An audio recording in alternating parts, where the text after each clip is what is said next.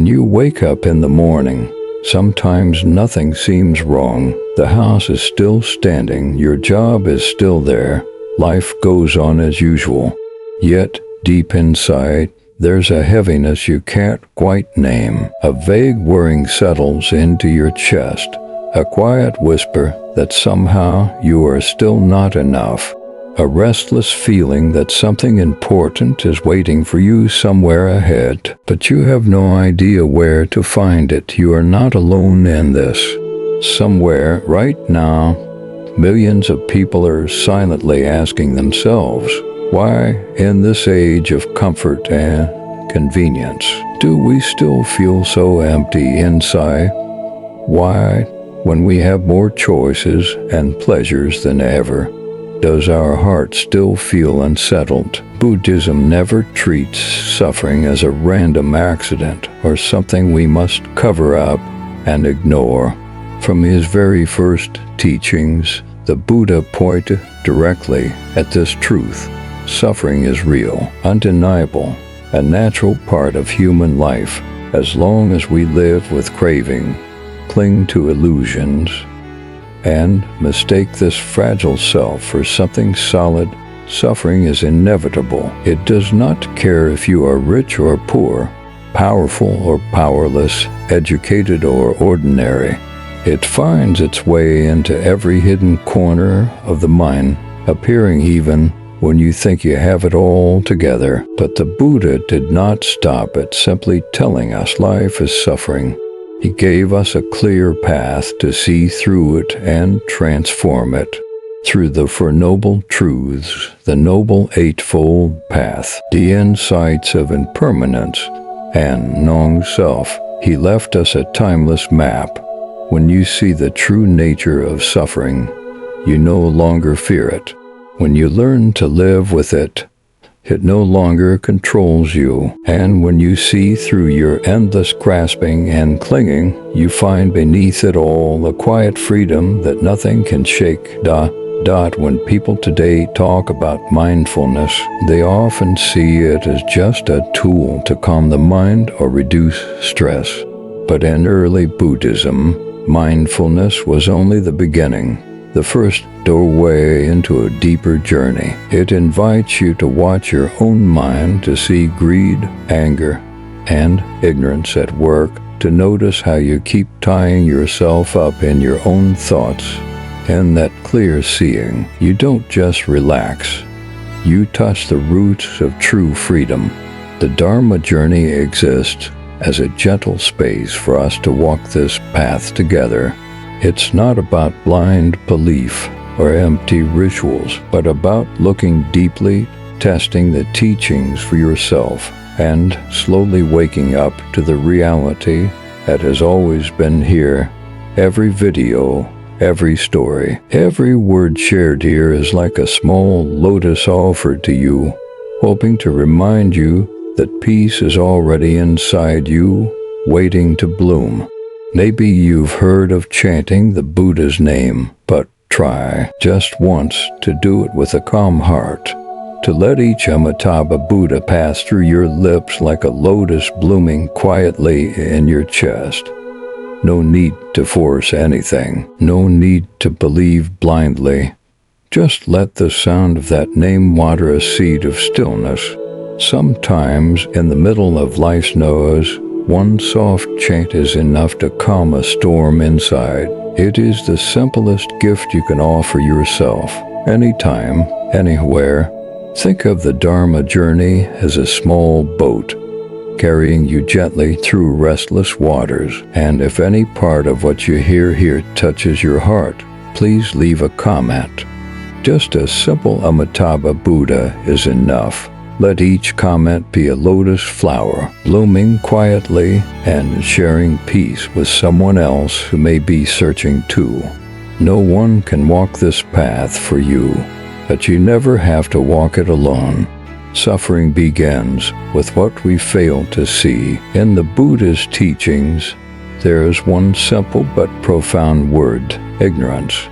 Ignorance doesn't mean stupidity or a lack of education. It means not seeing clearly. not seeing the true nature of things as they really are. We grow up with beliefs that feel so normal we rarely question them. We believe happiness lies somewhere out there, waiting in something we don't yet have, a better job, a perfect relationship, a bigger house, a dream yet to come true. We convince ourselves that if we work harder, become better, earn more, love the right person, then suffering will disappear. We believe youth, health, beauty, and love are treasures it can cling to forever if we try hard enough. We think that if we can control everything, keep things going our way, then life will be smooth and secure for good. But life never stops changing.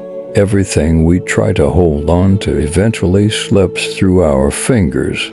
Our bodies age, relationships transform. A lover today might feel like a stranger tomorrow. A dream we nurtured for years can dissolve overnight with a single twist of fate.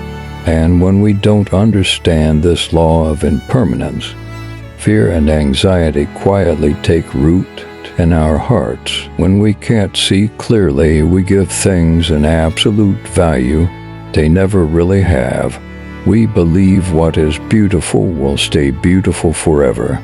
What brings us joy must remain with us at all costs. What we like must belong to us and never change. But life is an ever-flowing river. Nothing stands still for even a moment. By clinging to what cannot be held, we bind ourselves to an endless cycle of fear. Fear of losing, fear of change, fear of the unknown.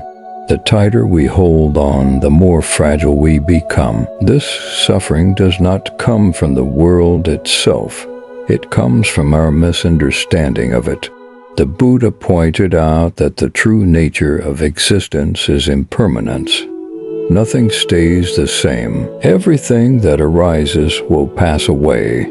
Yet instead of running from this fact or sinking into despair, he urged us to look deeply and accept it.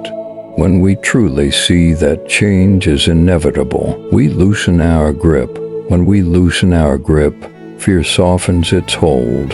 And when fear softens, suffering begins to fade. Many people hear the word impermanence and feel it sounds sad, even hopeless. But in Buddhism, impermanence is also the reason we can find hope. Because nothing is fixed, transformation is possible. No pain lasts forever. No situation is beyond change. It is impermanence that gives us the chance to grow, to heal, to begin again. From ignorance come countless other illusions. We cling to the idea of a solid, unchanging self, a fixed identity we believe must be defended and protected at all costs. We tie our sense of who we are to labels, status, possessions, and fleeting feelings. But this self is not a solid core. It is a collection of changing conditions, a flow of experiences. When we mistake it for something permanent, we set ourselves up to suffer a harsh word, a look of rejection, a small loss. These can feel unbearable when we hold too tightly to our idea of me. To see ignorance is to start stepping out of it. Light can only enter darkness when we're willing to open our eyes instead of turning away. Buddhism doesn't promise to erase suffering overnight through blind faith. The Buddha left us a path to look deeply, to understand thoroughly, to let go gently. Each of us must find our own doorway in. Some begin with the breath. Some start by contemplating death. Some find their way through the wounds still aching inside them. But however you begin, once you really look, you see, suffering isn't here to punish you or break you. It is a doorway, and on the other side of that doorway, freedom waits. No one can walk through it for you. There is no shortcut or sudden miracle. But if you are patient enough to watch, brave enough to face what hurts, and still enough to listen within, you'll see that the light of wisdom was never truly gone. It was only hidden, waiting for you to clear away the clouds. Little by little, day by day, every desire comes with a price.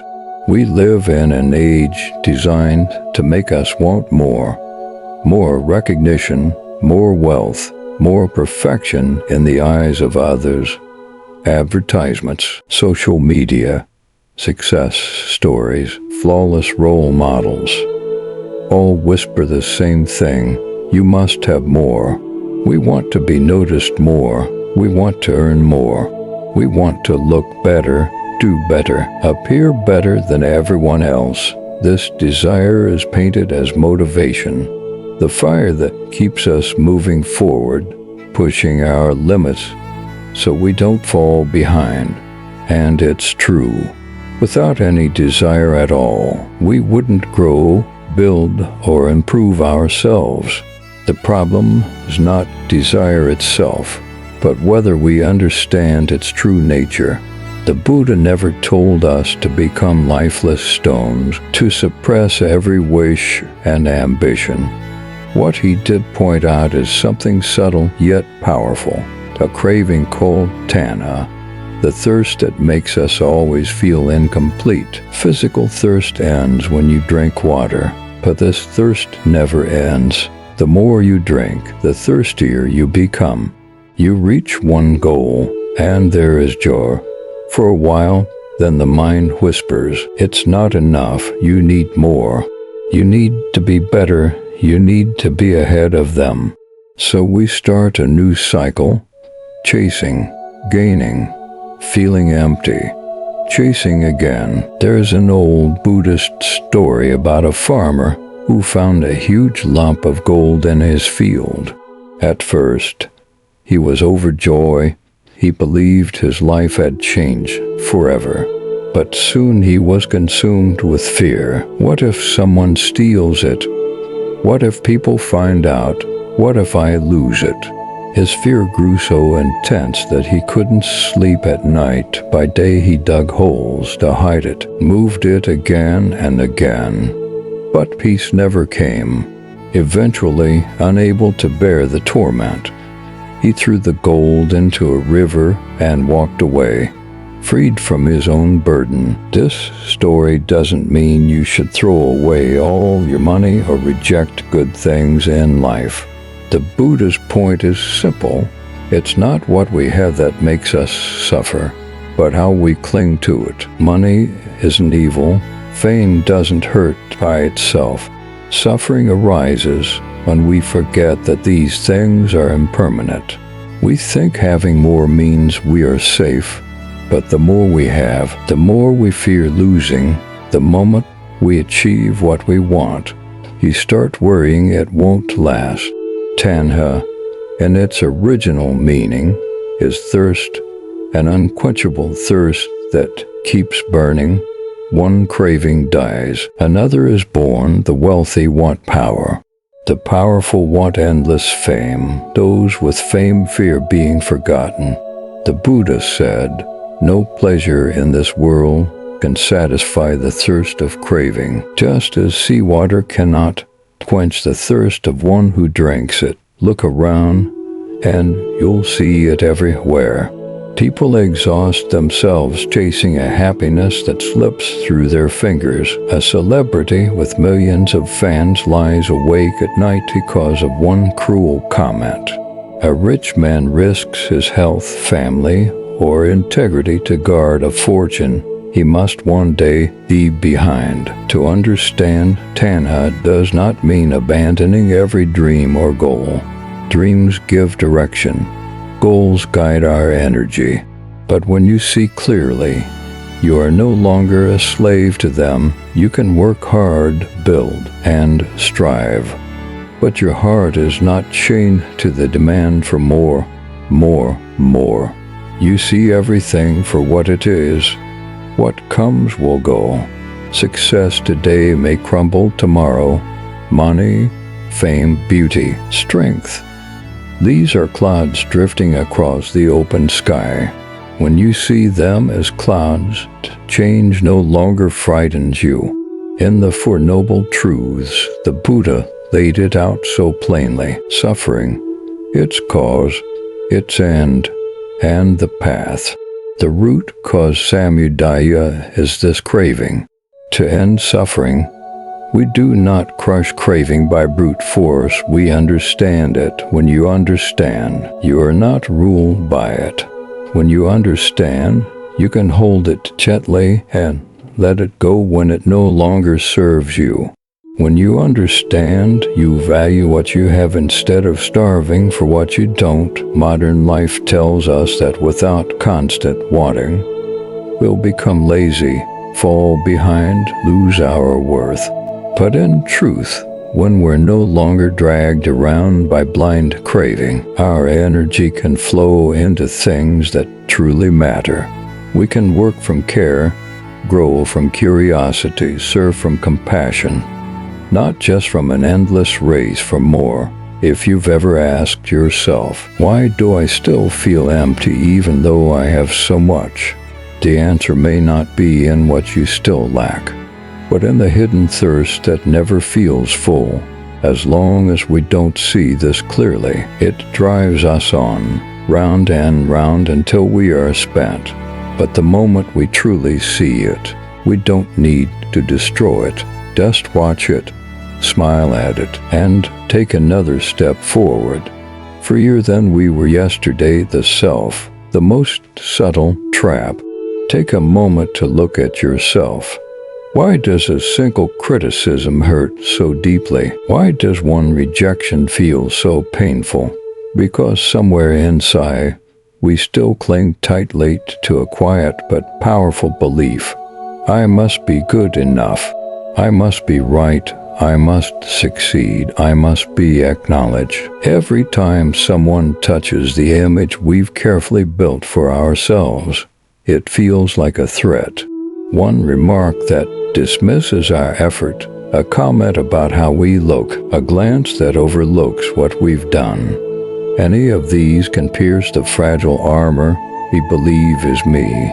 Buddhism points out that what we call the self, I, has no fixed shape. It's not a solid core. It's a flow, a cluster of ever-changing parts. The body, the mind, feelings, memories, thoughts.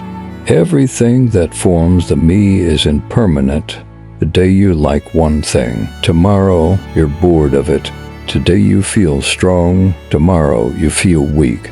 But because we don't see the empty nature of this self, we cling to it as if it's our most precious treasure. We build it up, decorate it, defend it every moment. We attach labels to it. I am, my job, my education, my looks, my status, my beliefs, my relationships, all become parts of a story we think is solid and real. That's why when the self is touched, we react so strongly. A single judgment sparks anger, defense, or silent pain. A single compliment makes us proud, then anxious to keep it. We spend so much energy guarding an image that never stays the same. This is the most subtle trap. The more solid we believe the self to be, the more fragile it actually becomes. We fear being exposed, forgotten, or seen for who we truly are behind the mask in the modern world. This trap is even more hidden. Social media turns the self into something measurable. Followers, likes, praise, a photo, a video, a post, all carefully chosen to show the best, brightest version of me. But behind the spotlight, the self trembles. One harsh comment can shake the entire illusion we've spent years building. The Buddha called this attachment ego clinging, holding tightly to an idea of a fixed self, then using it to divide the world into me and them, mine and not mine. From there, craving, anger, and ignorance arise. the three poisons at the root of endless suffering. We compare ourselves to others. We feel inferior, jealous, resentful when someone outshines us, or we feel superior, arrogant, dismissive when we think we're better. We fear losing our position, our status, the approval that makes us feel valid. All of this fear grows from the same hidden trap, but Buddhism doesn't expose this trap to scare us. It does so to help us see it, so we can loosen its grip.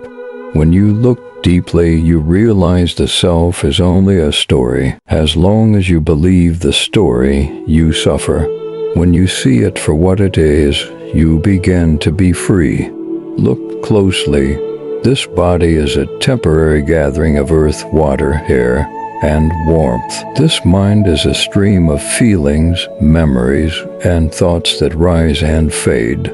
Labels like career, status, or role are just passing titles. What we think as me keeps shifting with every condition. When we see this, we stop fearing judgment. We're no longer trapped by praise. We know both are just passing winds. No one left to praise. No one left to blame, only this moment, unfolding naturally. Understanding this doesn't make you cold or uncaring. In fact, when you're not busy protecting the self, your heart opens wider.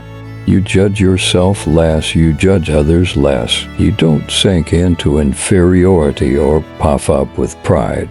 You listen better, you connect more deeply. You stand equal with everyone. No higher, no lower. Among all Buddhist teachings, knowing self is one of the most important doors to freedom. If we never see it, no matter how long we practice, subtle suffering lingers. But once we glimpse it, even while living in this noisy world, we carry a quiet space of peace inside. You don't have to throw away your job, your family, or your role. They remain. The difference is you see them clearly. They come, they go. You play your part wholeheartedly, but you're not consumed by the role. You give your best, but you're not enslaved by the invisible metals you once chased. The clearer you see this subtle trap, the lighter you become. Criticism no longer wounds so deeply. Praise no longer binds you so tightly. When there's no one left to be hurt, suffering naturally loses its grip. Some people spend a lifetime building a flawless image, only to despair when it cracks. Others spend that same lifetime peeling away the layers, coming home to what's real, free, and afraid of losing anything, and afraid of being anyone. The key is simple. Which way will you live? The moment you begin to see clearly, this subtle trap starts to loosen. And the moment you see it for what it is, you're already halfway free. The truth is not easy to accept. There's a truth in Buddhism that can feel unsettling at first. Suffering is not caused by the world around us. It's caused by our own clinging mind. Most of us grow up believing the opposite. We think our pain comes from difficult people, unfair circumstances, bad luck, or a world that doesn't give us what we want. If only the boss were kinder, the job more fulfilling, the family more understanding, the partner more loving, then we would be happy. But if you look closely, you'll see it's not the situation that truly hurts us. It's how tightly we hold on to how things should be. A plan fails, and we suffer because we cling to the plan. A relationship ends, and we suffer because we cling to the idea that it must last forever. We want life to bend perfectly to our expectations, forgetting that life has never promised us that it would. This doesn't mean we shouldn't care or that we must become indifferent. It means we wake up to a simple but powerful insight. The more we cling, the more we hurt. You don't have to run away from the world to stop suffering. You don't have to give up your family, your dreams, or your work. You don't have to shave your head or live in a cave. The Buddha never asked ordinary people to abandon everything. Instead, he taught a practice of looking deeply, seeing how the mind attaches, how it clings to people, ideas, outcomes, and gently loosening that grip. It sounds simple, but it's not easy. Letting go can feel like losing control. We're used to believing that clinging is how we protect what we love. But what if the tight grip itself is the very thing that poisons our joy? This is where mindfulness, true mindfulness, comes in. Many people today think of mindfulness as a way to relax, reduce stress, or clear the mind. That's a beautiful beginning. But in Buddhism, mindfulness is far more than a stress relief technique. It's a clear mirror that shows us our own suffering as it arises. When you sit quietly and really watch your mind, you start to notice pain is not just out there. It blooms in your chest, your belly, your thoughts. One small worrying appears and you cling to it. A memory shows up and you replay it again and again. A fear about tomorrow pops up, and you feed it with endless what-ifs. If you're not mindful, this chain runs all day long. But with mindfulness, you pause long enough to see, here is attachment, here is craving, here is the tightness that turns ordinary discomfort into deep suffering. And when you see it clearly, really see it, something remarkable happens. The grip loosens on its own. The pain may still be there, but it doesn't bury you anymore. This is why Buddhism keeps pointing back to the mind. Many teachings, many methods, but one simple truth: suffering doesn't cling to us. We cling to it. To see this requires courage. It's much easier to blame the world than to turn inward. Blaming gives us an enemy to fight. Looking inward means facing parts of ourselves we'd rather ignore.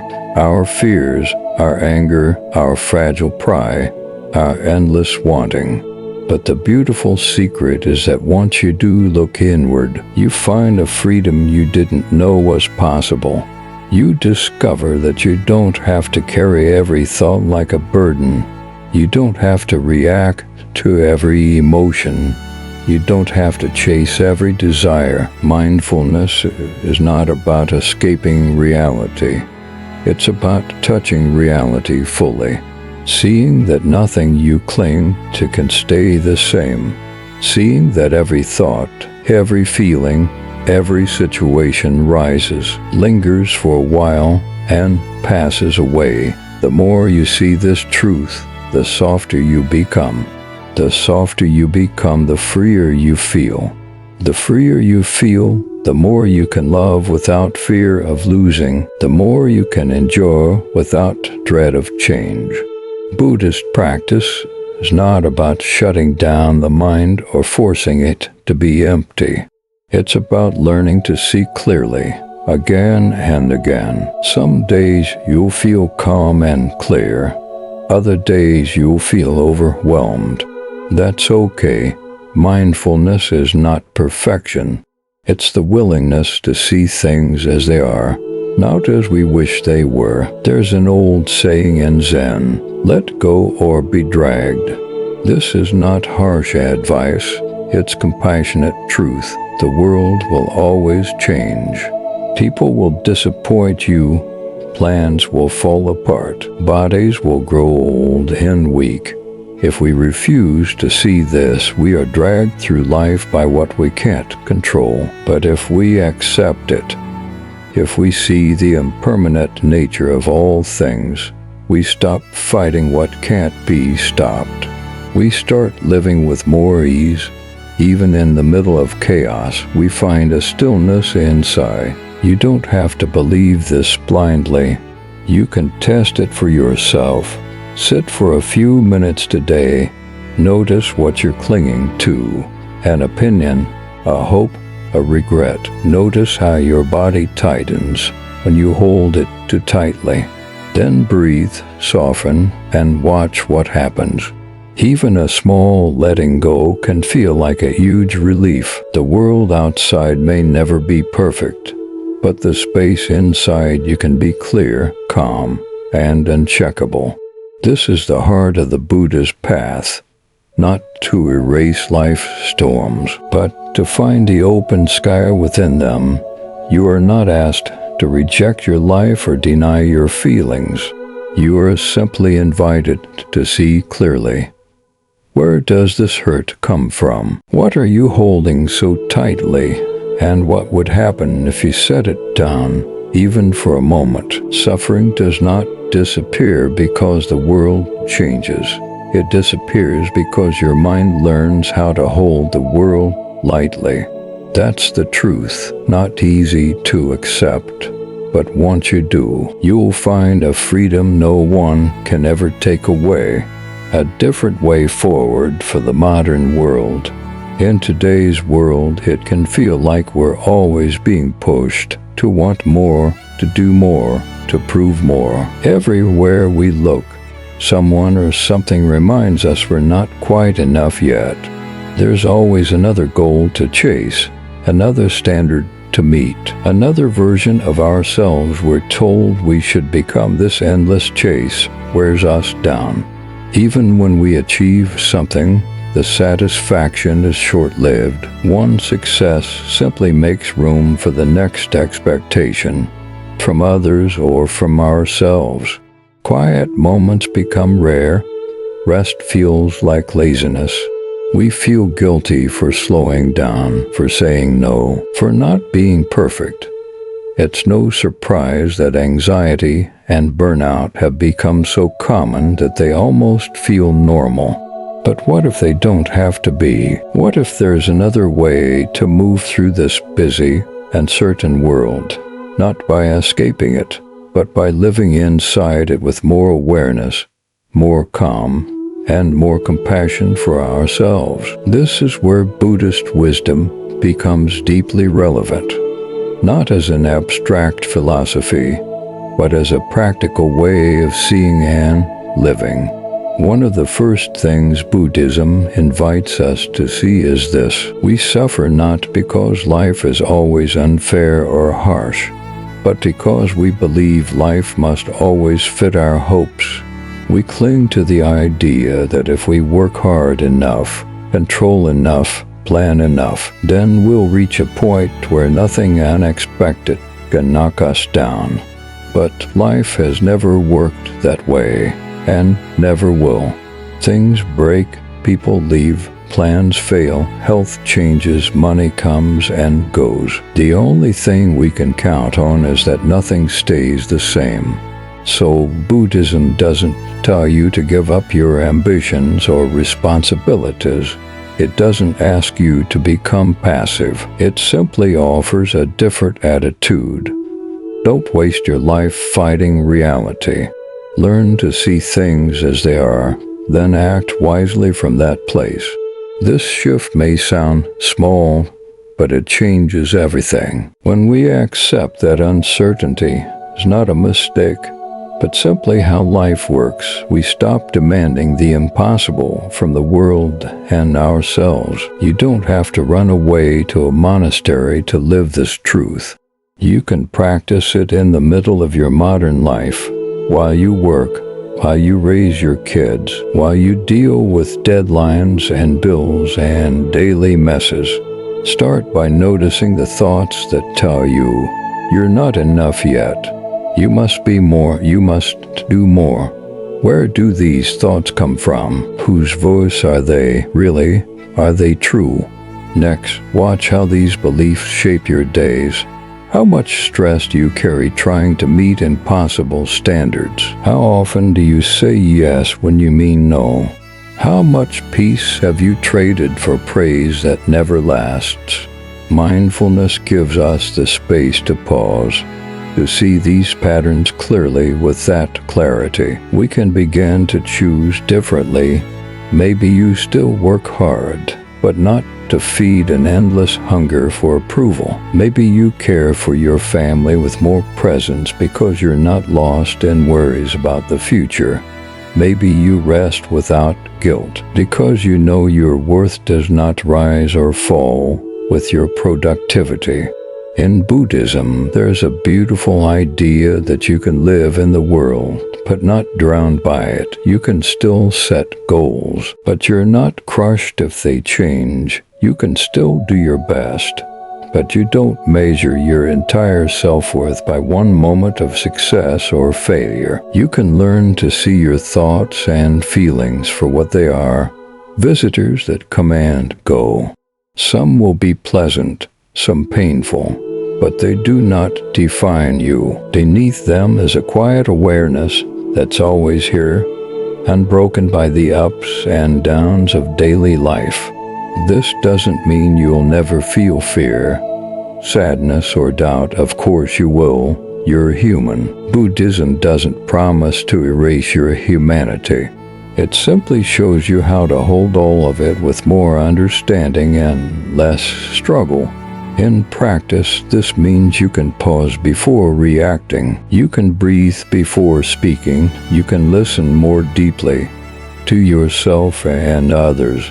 You can notice when you're stuck in old stories about who you should be and gently step back into the reality of who you are right now. One of the most radical insights in Buddhism is this: your value is not conditional. It does not depend on constant success. It does not depend on being perfect or impressing everyone or ticking off a never-ending list of achievements. You are enough in this moment, exactly as you are. When you truly taste this truth, even for a second, the race slows down. The mind softens, life still moves, but you are not always at war with it. You're no longer waiting for some future day. When you finally be complete, you realize you're already complete. And from that place, you're free to grow, love, create, and let go without fear. This different way forward is not passive. It's powerful. It's not about avoiding effort. It's about transforming the why behind your effort. It asks, are you acting from fear and lack, or from clarity and care? Are you trying to prove yourself, or are you living in alignment with what truly matters? In a world that tells you you're never enough, Buddhism gently whispers, look again, you already are. Your worth does not come from applause. It does not come from checking all the boxes. It comes from your own clear mind, open heart, and the freedom to live each moment as it really is, imperfect and certain, yet deeply alive. This path doesn't promise an easy life, but it does offer a lighter one where you can still do your work, raise your family, face your responsibilities. But you do it with more calm, more honesty, and a quiet courage that grows each time you pause and remember. I don't have to be perfect. I just have to be present. In the noise of the modern world, this is a radical act, and it's available to you here, now, exactly as you are. You don't have to hide your sadness or push away your anxiety. You don't have to pretend to be strong all the time or force yourself to stay positive just to look fine in front of the world. Sometimes the bravest thing you can do is simply pause, turn inward, and see your sorrow with mindful eyes. When you really look at it, you may notice it's just a passing wave, not a permanent storm. Fear, sorrow, unease. None of these are your enemies. The only mistake is believing they define who you are or that they will stay forever. But the Buddha's teachings remind us emotions are like clouds drifting across the sky of the mind. You are not the cloud. You are the vast, open sky that holds it all. Some days you'll feel strong and light. Other days you'll feel tired or fragile. Both are precious when you learn to observe, accept, and gently release them. Buddhism never promised a life without suffering. Even the Buddha himself did not erase birth, aging, sickness, or death. What he gave us is a path to walk lighter, freer, and less afraid in the middle of life's storms. Peace doesn't come from fixing every situation out there. It comes from not chaining yourself to what you can't control. Sadness may still visit you, but it won't drown you. Fear may knock, but it won't trap you. Because deep inside, you start to see, I am not these passing waves. Every mindful breath is a step back to this spacious sky within you. Each time you sit quietly and watch your mind as one more step on the path of freedom the Buddha showed us. This path is not just for monks or mountain caves. It's here for you, living your modern life, working hard, raising kids, paying bills, juggling daily demands. It's there in those moments you feel tired, heavy, and simply pause to ask, can I loosen my grip on this? That simple act, done again and again, is living mindfulness. Mindfulness isn't just sitting cross-legged in silence.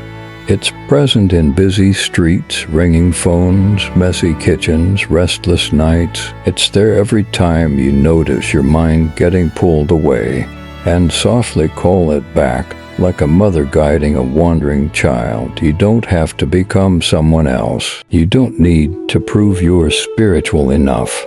You only need to watch, like someone standing calmly by the river, seeing the water flow without being swept away. And you're not alone in this journey. Right here, in this small corner of the internet, we're learning together to look deeper, understand more gently, and let go, step by step. If this video has helped you in any way, please consider subscribing to the Dharma Journey. Your support doesn't just help this channel grow, it reminds you and me that we're walking this path of insight and freedom together. I truly invite you to share in the comments. What kind of suffering are you facing these days? What have you learned from it? And if you don't know what to write, just type a dekafat, like a lotus blooming in your heart, spreading calmness and good seeds for anyone who reads it. Sometimes, one simple line, a dekafat, is enough to remind us we're not alone, that we're planting a seed of peace inside and around us. Thank you for being here, for listening, for staying present. May you, even when life feels heavy, have the courage to see your suffering and smile at it. One mindful breath today is like a lotus unfolding in this busy world. Namo Amitabha Buddha.